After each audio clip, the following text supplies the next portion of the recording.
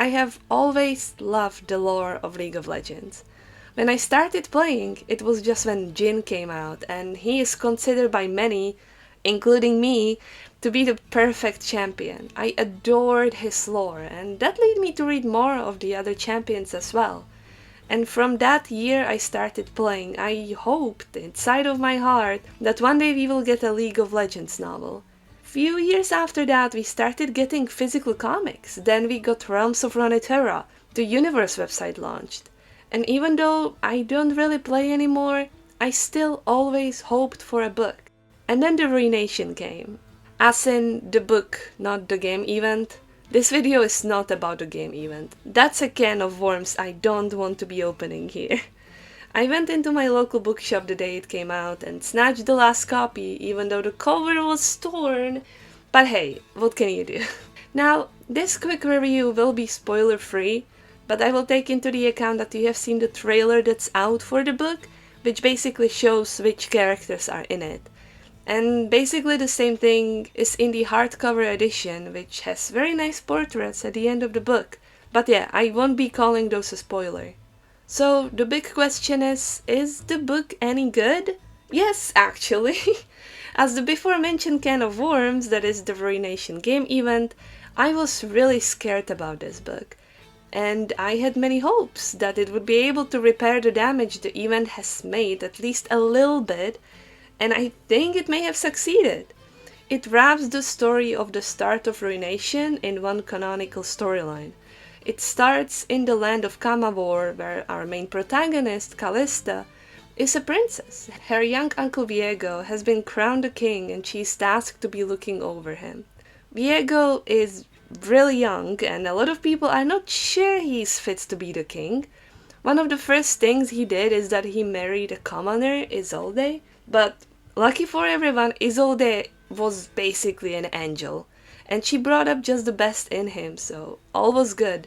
The story starts by an assassination attempt, which luckily misses Viego but hurts Isolde. After Kalista sees how desperate Viego is, she offers her help in finding the legendary Blessed Isles, where it's said that the waters of life flow, which would be able to save the dying queen. And that's basically the basis of the story.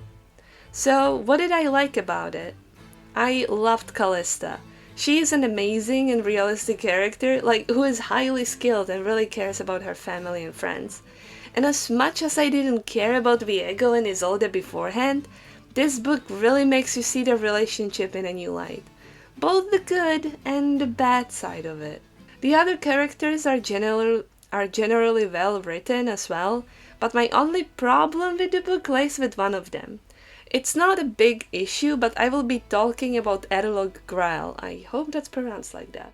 Now, I'm not gonna say who Grael is in the League universe, but if you take a look at his portrait, I think you can easily guess.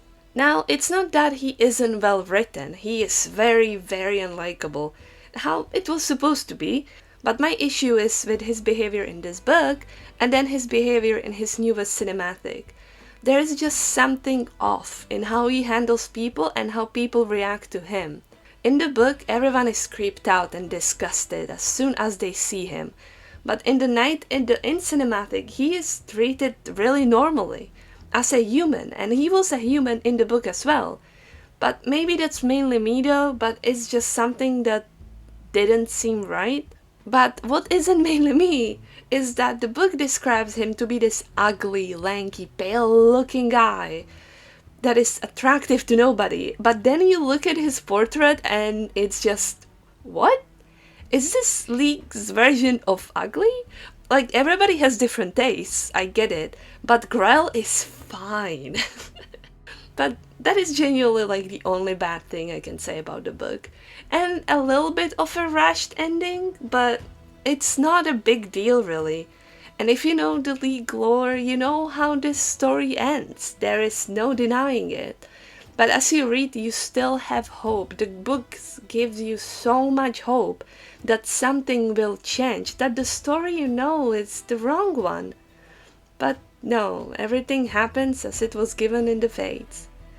Overall, this book is a great start into, hopefully, more novels based on the League universe. It summarizes the Ruination story into one canonical thing.